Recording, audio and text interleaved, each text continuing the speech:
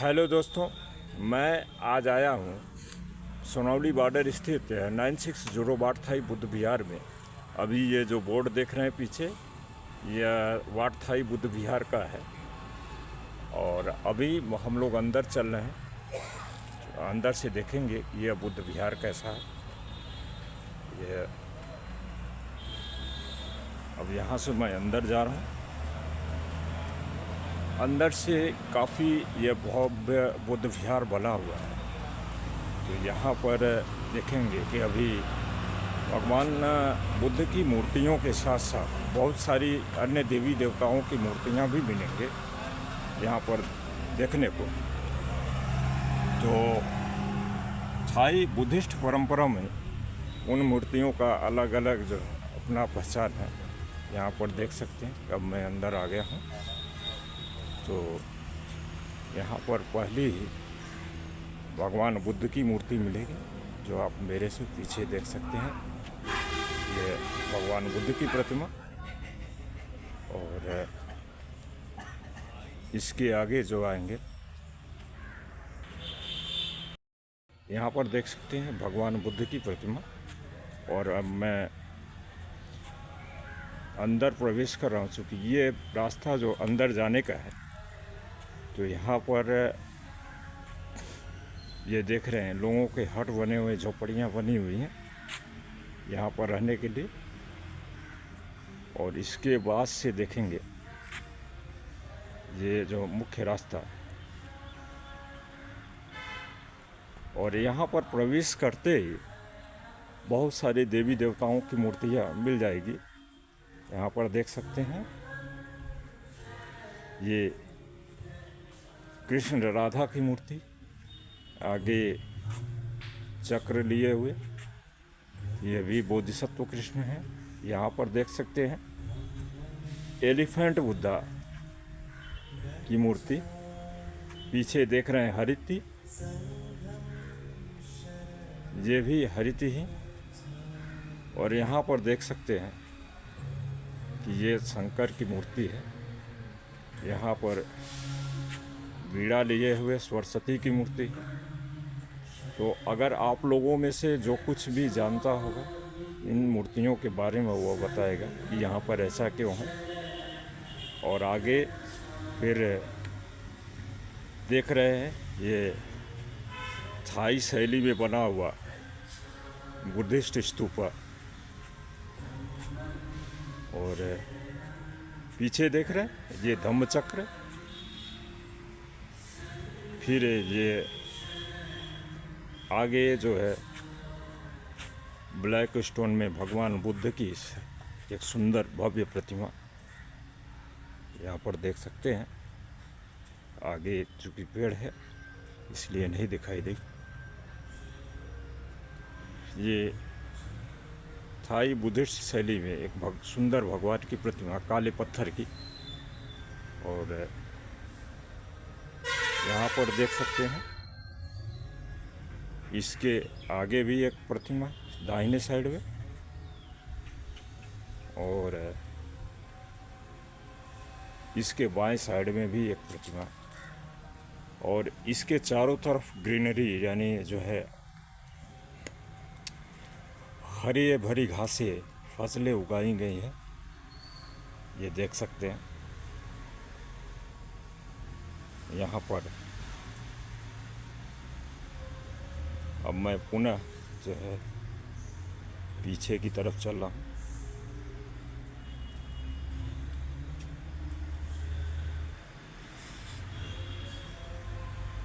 यहाँ पर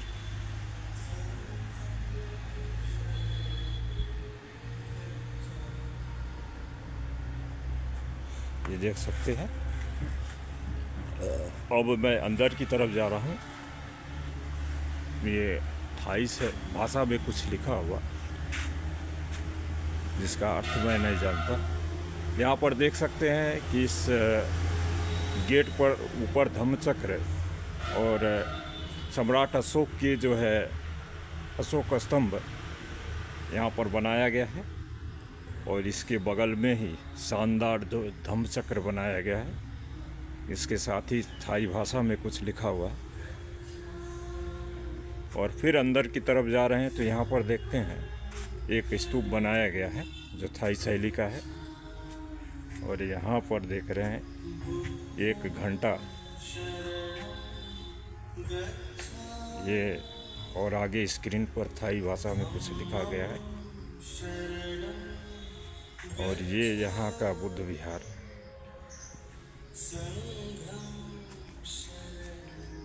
और यहाँ से मैं अंदर जा रहा हूँ।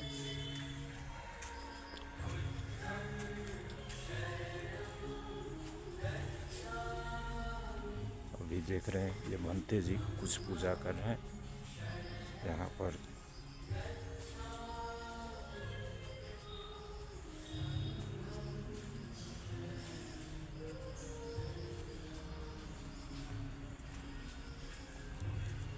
बंदाम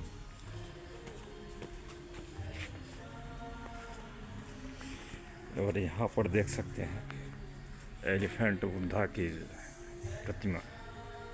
यहाँ पर भी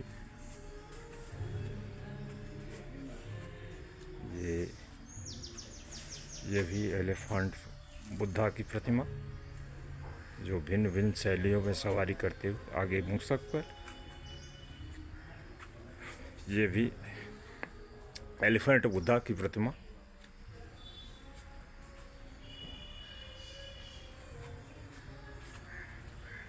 और यहाँ पर भी देख सकते हैं एलिफेंट बुद्धा की प्रतिमा जो कमल आसन पर है। और पीछे जो देख रहे हैं पुनः जो है थाईलैंड की शैली में भगवान बुद्ध की प्रतिमा। यहाँ पर अब मैं थोड़ा आगे की तरफ बढ़ रहा हूँ तो आगे की तरफ जो देखने को मिलेगा ये ग्रीनरी, फिर जो वही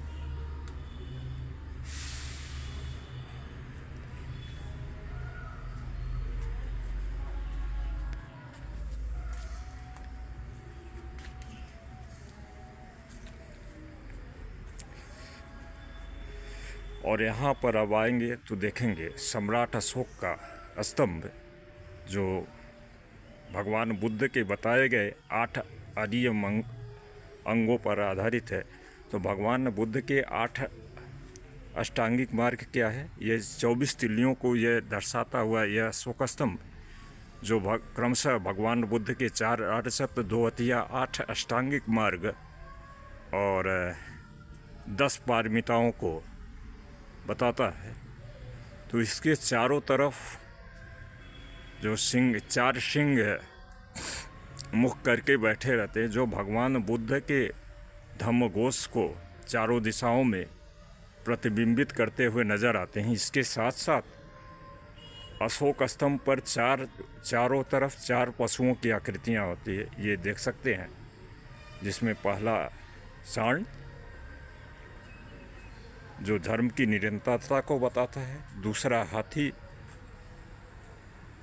और आगे के 2 नहीं दिखाई दे रहे हैं क्योंकि ये दूसरी दिशा में है। और इसके बाद हम लोग पुनः पाते हैं, यहाँ पर देख सकते हैं ये लॉर्ड जो है भगवान शंकर की मूर्तियाँ। चूँकि मैं नहीं समझ पा रहा हूँ इसका बुद्धिज़्म में क्या अर्थ है, तो आप लोग जो है अगर समझते हैं तो बताइएगा। यहाँ पर देख सकते हैं एक तालाब बना हुआ है।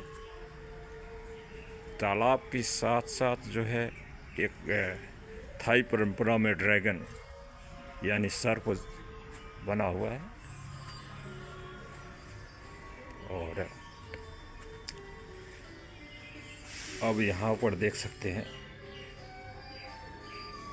भगवान बुद्ध की प्रतिमा जो वाइट मार्बल में बना हुआ है। और यहाँ पर देख सकते हैं कि अभी कुछ नया पेंटिंग नहीं हुआ है, प्लस्तर नहीं हुआ है, इसलिए यहाँ पर भी चूँकि अंदर छाया है इसलिए फिगर नहीं आएगा बढ़िया से। तो यहाँ पर भी देख सकते हैं भगवान की 3 अन्य प्रतिमाएं। और यहाँ पर फिर मैं अंदर की तरफ जा रहा हूँ तो यहाँ से चारों तरफ जो वातावरण देखेंगे तो एकदम पूर्णतः प्राकृतिक वातावरण है। और यहाँ पर देख सकते हैं पूर्णतः ग्रीनरी को लगाया गया है। और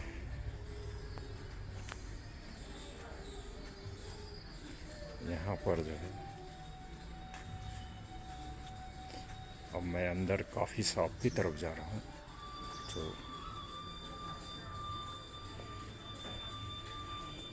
ये यहाँ का कॉफ़ी शॉप है, जिसमें अभी आप देखेंगे मेरे साथ बहुत सारे जो मंक हैं और उपासक लोग हैं। तो यहाँ पर देख सकते हैं ये यहाँ का कॉफ़ी शॉप है। और ये यहाँ पर देखेंगे जो भिन्न भिन्न शैली की मूर्तियाँ बनी हुई हैं। और अभी जो यहाँ पर उपासक सबों का समूह जो बैठा हुआ है मेरे साथ,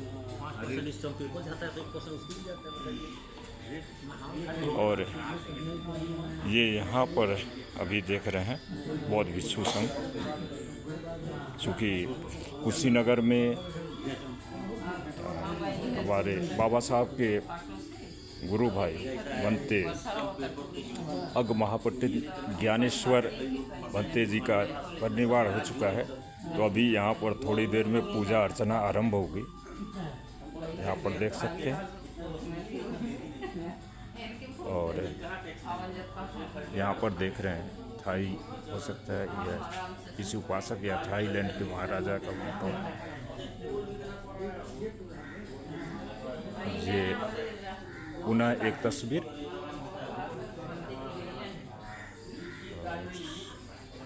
स्क्रीन पर जो कुछ देख सकते हैं यहाँ पर पुनः, तो यहाँ पर कितना ही भव्य सुंदर वातावरण है। यहाँ पर देख सकते हैं एकदम धार्मिक परिस्थितियों के अनुकूल यह स्थान है, एकदम शांति में। तो बुद्धिज़्म का, बुद्धिस्टों का जो स्थान होता है वह दुनिया में शांति के लिए ही जाना जाता है। तो ये स्थान भी शांतिमय वातावरण को प्रदान करता है। अपना मेरे साथ आदरणीय देवदा रामग्राम विकास समिति के माननीय जितेंद्र राव जी हैं। जी मंत्री जी, बंदा मंत्री जी, आज हम लोग पहुँचे हैं थाई बुद्ध विहार पे, और फिर यहाँ से जाके देवदा में सभी भिक्षु संघ को ले जा करके हम सब लोग जा करके स्तूप पर पूजा वंदना करेंगे। और पूज्य भंते जी जो हमारे अज्ञ महापंडित ज्ञानेश्वर भंते जी हैं, बड़े गुरु जी, उनका निर्वाण हुआ है कल। तो आज हम लोग देवदा में पूजा वंदना करेंगे। बहुत बहुत धन्यवाद। यहाँ पर भी करेंगे हम लोग पूजा वंदना उनके लिए, और प्रार्थना करेंगे। और राजकुमारी जी, थाईलैंड की राजकुमारी जी का निर्वाण हुआ है, तो उनके लिए भी आज यहाँ थाई बुद्ध विहार में पूजा वंदना होगा, और भिक्षु संघ के नेतृत्व में होगा, जिसमें पूज्य भंते कौडिल्य जी, पूज्य भंते नंदरतन जी, पूज्य भंते प्रेम जी, प्रेम सागर जी,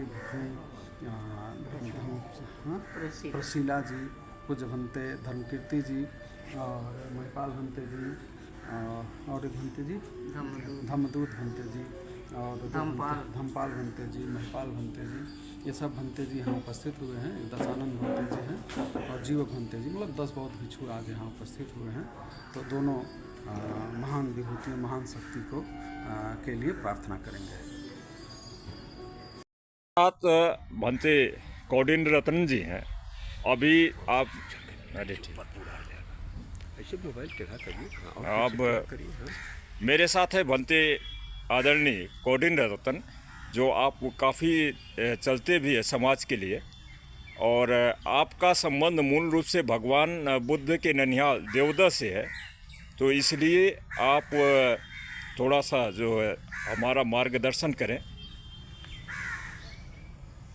विश्व के गुरु आगत हो, इधर देख कर बताइए।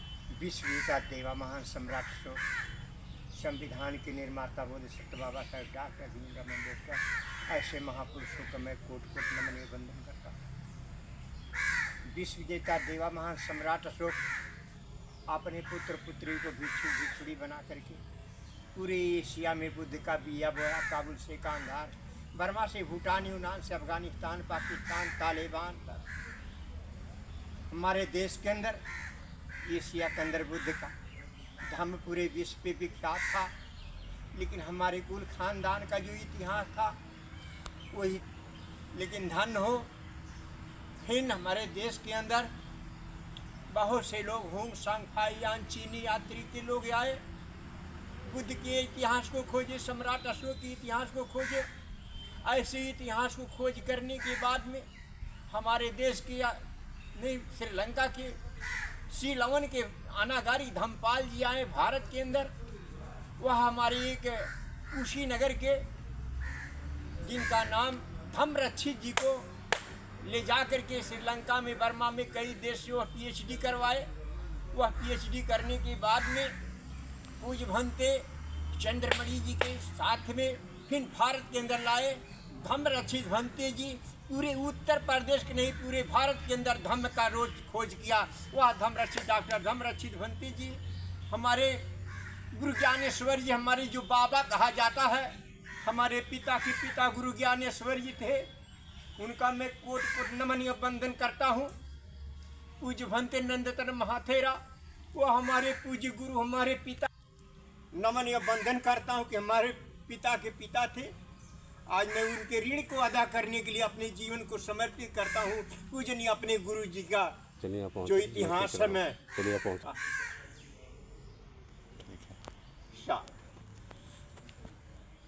काकुयं तंगन मोदित्वा चिरन बहुत सभ्य मंगलंग राखंत सभ्य प्रभुजा सब बुद्धान सब धम्मान सब संघा सब बीतिर विभजंतु सब रोगो विनशत माते भवंत राय सुखी दीर्घ सभ्य संखारा सभ्य भद्राणी त्रिकालदर्शी तथागत बुद्ध पूज्य भंते आनंद जी एशिया के निर्माण करता महान योद्धा चंद्रमा देवा महान भिक्षु महर संगत्रा माता हमारे चारों देवी माँ सुलक्षला देवी महामाया प्रजापति होती माँ जसोदरा माता हमारे देवदह राम ग्राम दोनों शक्तियाँ मिलकर के सारे हमारे उपासक उपासनाओं का महामंगल हो। आप लोग का सोचा जीवन का सपना साकार। अब आप अपने चैनल का नाम बोलिए। शिखर तक न्यूज़ 24 संवाददाता प्रताप नारायण गौतम। मैं देवोदय बौद्ध विकास समिति के उस स्थल के भिक्षु संघ कौडिल रतन जी के, पूज्य भंते कौडिल रतन जी के साथ में मैं हूँ। आपने अपनी वेदना को प्रस्तुत किया और अग्र महापंडित के खो देने पर आपके सिरों पे मालूम पड़ता है कि पहाड़ टूट पड़ा और ये उतने दुख को प्रसारित कर रहे हैं कि अंदर हैं। मैं शिखर न्यूज़ 24 संवाददाता प्रताप नारायण गौतम आपके दुखों को देख करके और महापरिनिर्वाण को विचार करके मैं भी पहाड़ जैसे दुखों में ग्रसित हूँ। और मैं अपने सभी उपासक उपासिकाओं से आग्रह करता हूँ, सब लोग पूज्य भंते जी को श्रद्धा सुमन अर्पित करें। धन्यवाद। साधु साधु साधु, बहुत बहुत धन्यवाद आपका कि आज आपने यहाँ पर एक भंते एवी ज्ञानेश्वर जी के बारे में आपने उनके जीवन चरित्र के बारे में थोड़ा प्रकाश डाला। इसीलिए सबको बहुत बहुत धन्यवाद।